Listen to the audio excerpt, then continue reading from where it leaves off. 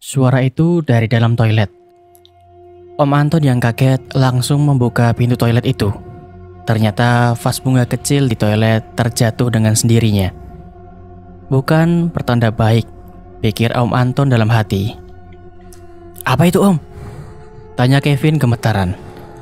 "Ini vas bunganya jatuh," jawab Om Anton sambil memegang pecahan vas keramik tersebut. Dan apa yang Om Anton saksikan setelahnya membuat benda yang dipegangnya terjatuh ke lantai. Dia langsung lemas tak berdaya.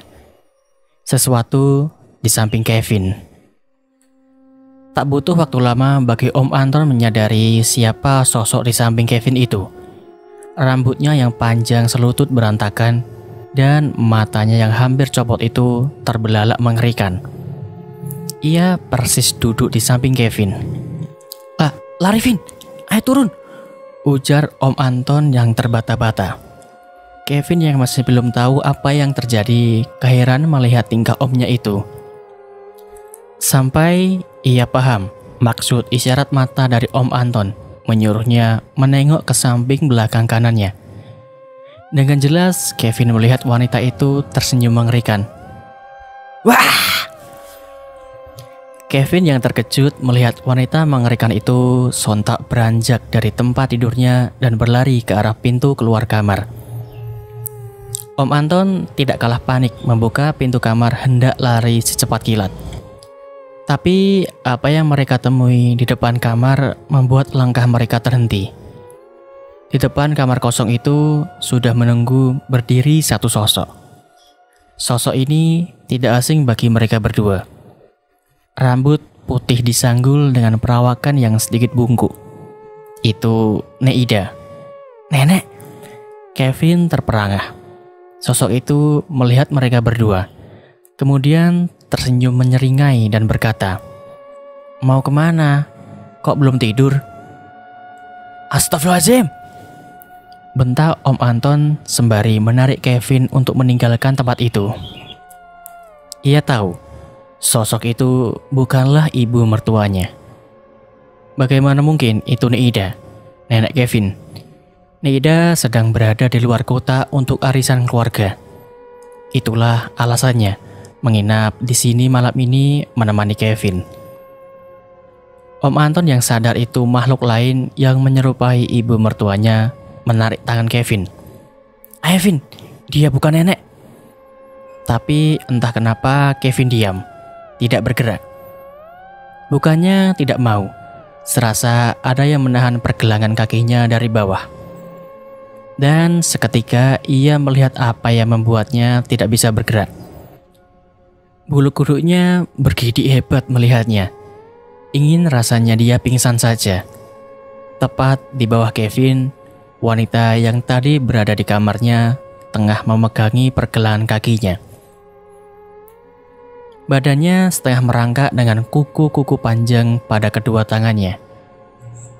Kevin ketakutan, namun tak berdaya. Dia berupaya bergerak, tapi tetap saja hasilnya nihil. Tiba-tiba sosok jin yang menyerupai Neida tertawa cekikikan. Begitu kerasnya terbahak-bahak.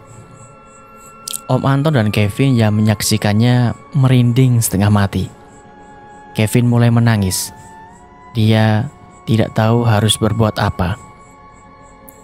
Om Anton yang tak tahan lagi memaksa menarik Kevin dengan satu hentakan kencang sambil berteriak takbir. Kevin pun memaksa kakinya lepas dari si cengkraman wanita buruk rupa itu. Setengah menendang, akhirnya Kevin berhasil lepas. Mereka berdua berlari menuruni tangga. Akhirnya mereka sampai di bawah, di lantai 1.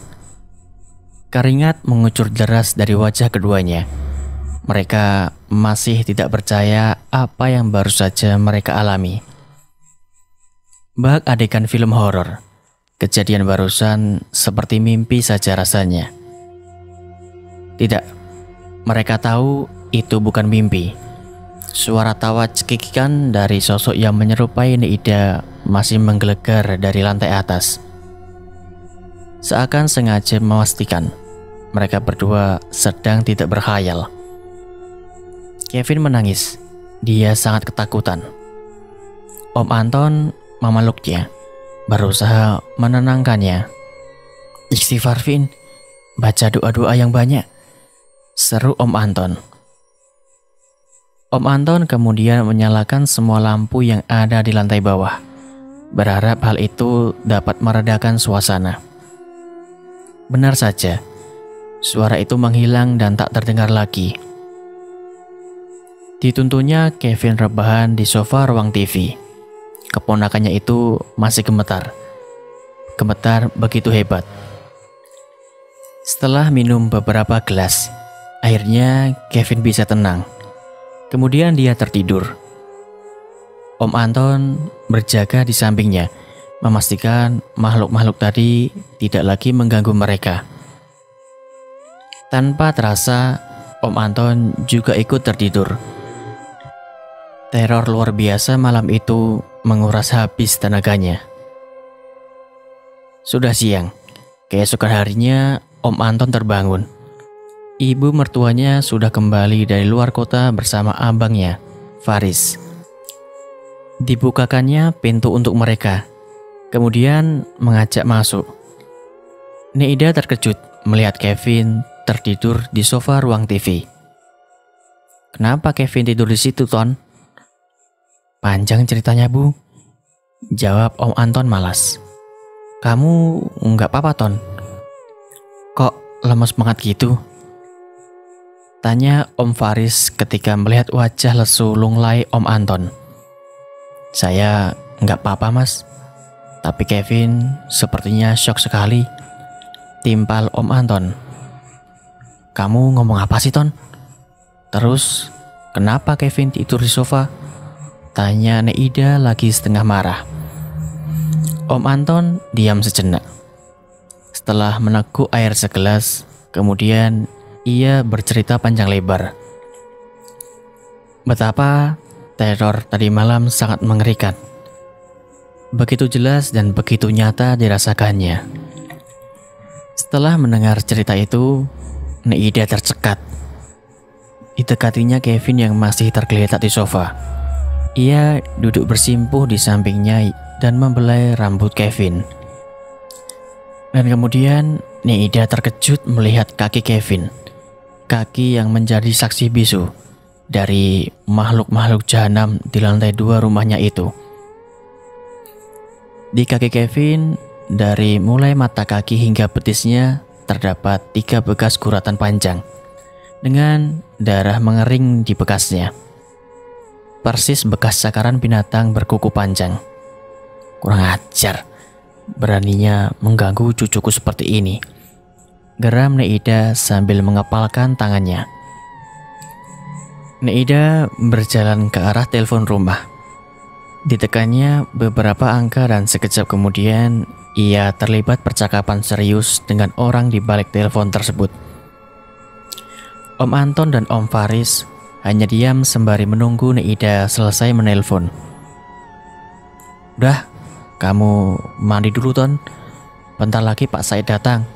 Ibu udah minta tolong," ujar Neida setelah menutup gagang telepon. Rupanya yang ia telepon adalah Pak Said, ustadz sekaligus guru ngaji di masjid dekat rumahnya. "Baik, Bu," jawab Om Anton singkat. Seketika Om Anton bergegas mandi.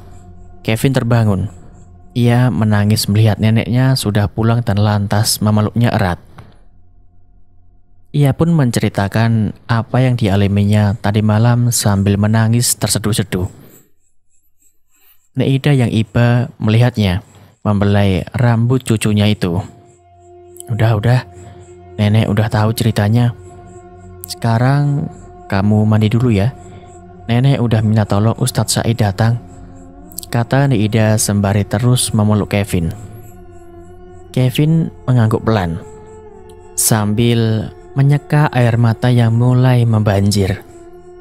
Ia pun perlahan beranjak mandi. Selang sejam, mereka semua sudah duduk di ruang TV, menunggu Pak Said yang tak kunjung datang. Assalamualaikum. Tiba-tiba penantian mereka berakhir. Pak Said datang dengan dua anak remaja masjid asuhannya. Waalaikumsalam.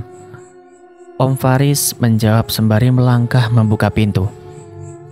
Mereka pun masuk dan menuju ruang TV, di mana Neida dan yang lainnya berada.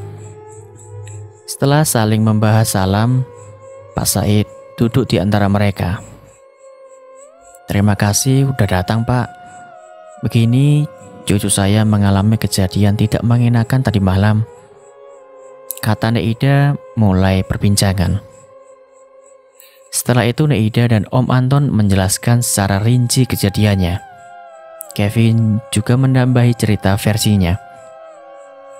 Pak Said manggut-manggut, seakan sudah tahu titik permasalahannya di mana.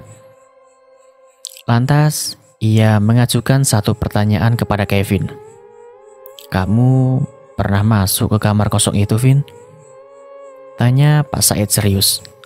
Pernah, Ustadz. Kevin menjelaskan bahwa ia pernah masuk untuk membersihkan kamar tersebut. Bahkan ia merapikan dan menaruh wewangian untuk menutupi bau apek yang memenuhi kamar itu. Setelah diam beberapa saat, Ustadz tersebut berkata pada Neida, "Boleh saya lihat kamarnya ke atas, Bu?" "Silakan, Pak," jawab Neida cepat. "Saya saja yang naik, yang lain tunggu di sini," Pak Said menambahkan. Ia pun naik sendirian ke lantai 2. Tak kurang dari 10 menit, Pak Said berada di lantai atas. Ia pun turun dan kembali duduk di depan Neida dan yang lainnya. "Sepertinya saya sudah tahu kenapa Kevin diganggu seperti itu," ujarnya tanpa basa-basi. Pak Said menjelaskan bahwa para penghuni kamar tersebut merasa tidak senang dan terusik karena Kevin membersihkan kamar tersebut. "Jumlah mereka banyak, Bu.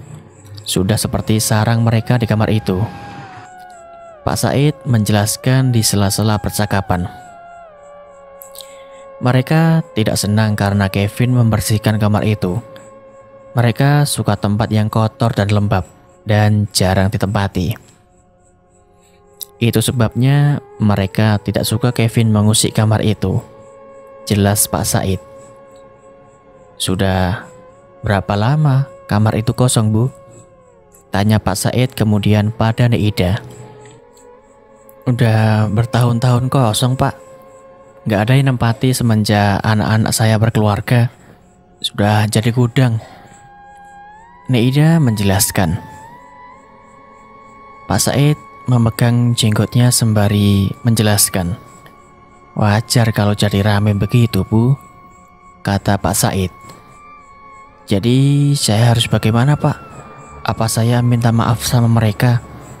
Tiba-tiba Kevin memotong pembicaraan. "Enggak, tindakan kamu udah benar, Vin. Enggak perlu minta maaf sama makhluk jahat seperti mereka. Biar saya yang tangani," kata Pak Said sembari bangkit dari duduknya. Pak Said kemudian meminta disediakan sebuah baskom berisi air dan garam sepiring penuh. Tanpa bertanya, Om Anton segera mengambil apa yang diminta Pak Said. Setelah mendapat apa yang diperlu, Pak Said naik ditemani dua santrinya. "Jangan ada yang naik ya, di sini aja bantu doa," ujarnya.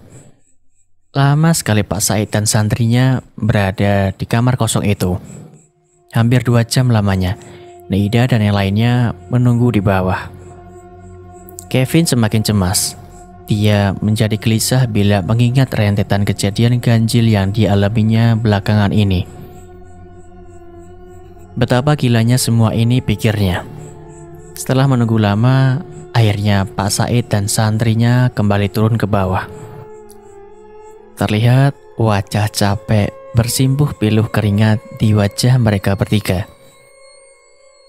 Neida yang cemas langsung bertanya, "Bagaimana, Pak?" Pak Said tersenyum sembari duduk di samping Kevin.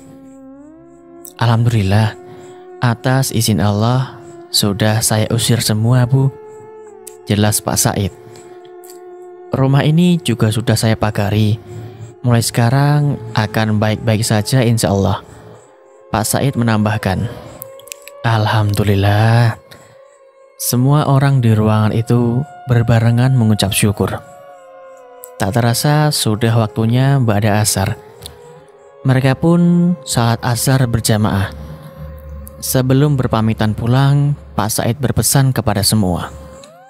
Pesan yang akan diingat terus oleh Neida beserta anak cucunya.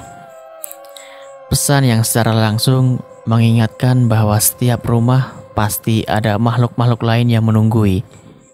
Karena kita memang hidup berdampingan dengan mereka. Tergantung bagaimana kita bersikap dan menjaga rumah kita sendiri. Hendaknya rumah kita senantiasa diiringi lantunan ayat suci dan ibadah sholat yang menjadi tiang agama. Jangan biarkan rumah kita gelap dan kosong. Karena makhluk sejenis jin dan kawannya senang sekali dengan tempat yang gelap, kotor dan sepi. Jikalau kosong pun hendaknya ruangan dibersihkan dan diberi penerangan yang cukup. Sebagaimana orang yang beriman, kita harus percaya pada mereka ada di sekeliling kita. Akhir cerita, rumah tersebut sudah kembali nyaman dan damai. Kevin sekarang sudah lulus kuliah dan bekerja di salah satu bank swasta di ibu kota. Sekarang rumah Neida, bukan Kevin lagi yang menempati. Sekarang giliran adik sepupunya yang tinggal di sana untuk merantau kuliah. Betapa beruntungnya adik sepupunya itu. Tidak harus mengalami kejadian mengerikan seperti Kevin. Tapi itulah hidup. Ada pelajaran yang bisa diambil dari semua itu. Dan kisah pun selesai.